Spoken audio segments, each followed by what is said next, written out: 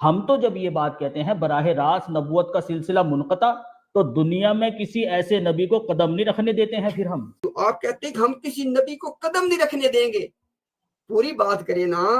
جس نبی کے آنے کا تو جناب محمد صلی اللہ علیہ وسلم نے ذکر کیا، عیسیٰ ابن مریم، ان کے تو آپ بن گئے دشمن۔ ابھی خود آپ نے کہا ہم قدم نہیں رکھنے دیں گے، اور جس نبوت کا کوئی تصور ہی نہیں ہے، غیر حقیقی نبوت، ان کو آپ لے کے آ رہے ہیں۔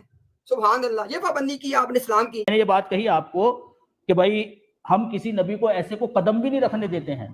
جب ہم یہ کہتے ہیں نا کہ بھائی براہ راست نبوت کا سلسلہ جو ہے وہ منقطع ہو گیا ہے، تو واقعی پھر ہم دنیا میں کسی ایسے نبی کو قدم نہیں رکھنے دیتے ہیں۔ آپ مجھے سوال بار بار یہ کر رہے ہیں کہ براہ راست نبوت کو، یعنی اسلام والی اس نبوت کو بند ماننے کے باوجود عیسیٰ ابن مریم کے آنے کی بات کیوں کرتے ہو؟ سن لیں جواب دو ٹوک انداز میں۔ 3 باتیں پہلے کی ہیں، پہلے وہ دہرا دوں۔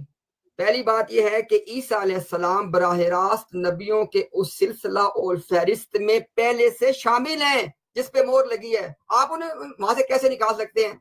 وہ مبعوث، اللہ تعالیٰ نے ان کو مبعوث بھی کر دیا ہے، آلریڈی وہ مبعوث ہو بھی چکے ہیں، یہ بھی آپ جانتے ہیں۔ الہ بنی اسرائیل میں مبعوث ہوئے تھے کہ نہیں ہوئے تھے؟ اچھا، اس کے بعد ابھی آپ کہہ رہے ہیں کہ پھر ان کا نزول کیوں مانتے ہو؟ بھائی یہی تو آپ کا ہمارا فرق ہے نا۔ جناب محمد الرسول اللہ صلی اللہ علیہ وسلم، جن کو قسم اٹھانے کی ضرورت نہیں ہے، وہ اس کائنات کے سچے ترین انسان ہیں۔ انہوں نے کہا کہ قسم ہے اس کی جس کے ہاتھ میں میری جان ہے، مریم کا بیٹا تم میں نازل ہوگا، تو اس لیے مانتے ہیں۔ آپ کیا کرتے ہیں کہ جناب بجائے اس کے کہ جو آپ صلی اللہ علیہ وسلم نے فرمایا ان کو مانے، آپ ایک غیر اسلامی نبوت کو لا کے مرزا صاحب کو تو قدم رکھوا رہے ہیں، اور جس کو ہمارے آقا مولا نے کہا آپ کہتے ہیں ہم انہیں قدم نہیں رکھنے دیں گے۔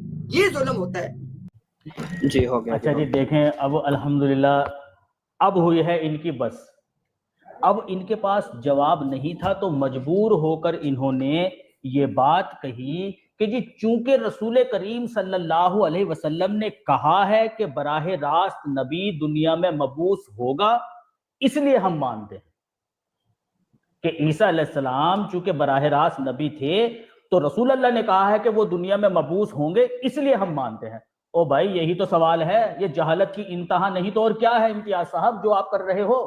کہ باوجود اس کے کہ آپ کو پتا ہے رسول اللہ نے کہا ہے کہ بھائی میرے بعد دنیا میں ایک ایسا نبی مبعوث ہوگا جو براہ راست نبوت کا حامل ہے، پھر بھی آپ یہ عقیدہ رکھ کر بیٹھے ہوئے ہو کہ خاتم النبیین کا یہ مطلب ہے کہ ایسے نبیوں پر مہر لگ گئی ہے، ایسے نبی بند ہو گئے ہیں جو براہ راست نبوت کے حامل تھے، وہ دنیا میں مبعوث نہیں ہوں گے۔ عقیدہ یہ رکھ کر بیٹھے ہوئے ہو اور مانتے ہو اس چیز کو کہ ایسا نبی دنیا کے اندر مبعوث ہوگا جو براہ راست نبوت کا حامل تھا۔ تو بھئی جہالت نہیں تمہاری تو اور کیا ہے؟ یہ تو دونوں کشتیوں کے اندر تم نے پیر سوار کیے ہوئے ہیں جناب، تو مناظرہ تو یہیں ختم ہو گیا بھائی۔ آپ نے تو مان لیا اس چیز کو کہ رسول اللہ نے خود یہ بات کہی ہے کہ براہ راست نبوت کا حامل ایسا نبی دنیا کے اندر مبعوث ہوگا۔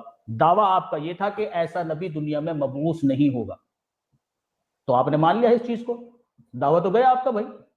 اب دونوں میں سے کوئی ایک بات رکھیے، یا تو اس چیز کو مانیے کہ ایسا نبی دنیا میں مبعوث ہوگا جو براہ راست نبوت کا حامل ہے، یا پھر یہ کہیے کہ خاتم النبیین کا جو مطلب یہ آپ نے کیا تھا شروع میں وہ غلط تھا۔ یہ دونوں باتیں ایک ساتھ نہیں جمع ہو سکتی کہ آپ یہ بھی کہیں کہ ایسا نبی جو براہ راست نبوت کا حامل تھا وہ دنیا میں مبعوث ہوگا اور پھر اس کے برعکس بھی عقیدہ رکھیں۔ یہ دونوں باتیں ایک ساتھ جمع نہیں ہو سکتی، تو دونوں میں سے کسی ایک بات کو پکڑیے۔ جی اچھا جی، بسم اللہ الرحمن الرحیم۔ اچھا، سب سے پہلی بات اب آپ نے یہ نوٹ کرنی ہے کہ آپ نے کہا اس کو جہالت کی انتہا کہتے ہیں نا پیارے، اس کو آقا کی تابعداری اور وفا کہتے ہیں۔ ہمارے آقا و مولا جناب محمد الرسول اللہ صلی اللہ علیہ وسلم نے قسم اٹھا کے فرمایا کہ مریم کا بیٹا تم میں نازل ہوگا۔ مسلمانوں نے اس کو سر آنکھوں پہ قبول کیا، اس کو اطاعت مصطفیٰ کہتے ہیں۔ لیکن آپ کو پتہ ہے جو کہ آپ کی اصطلاحات مختلف ہیں تو آپ کے یہاں اس کو شاید جہالت کہا جاتا ہے، واللہ عالم۔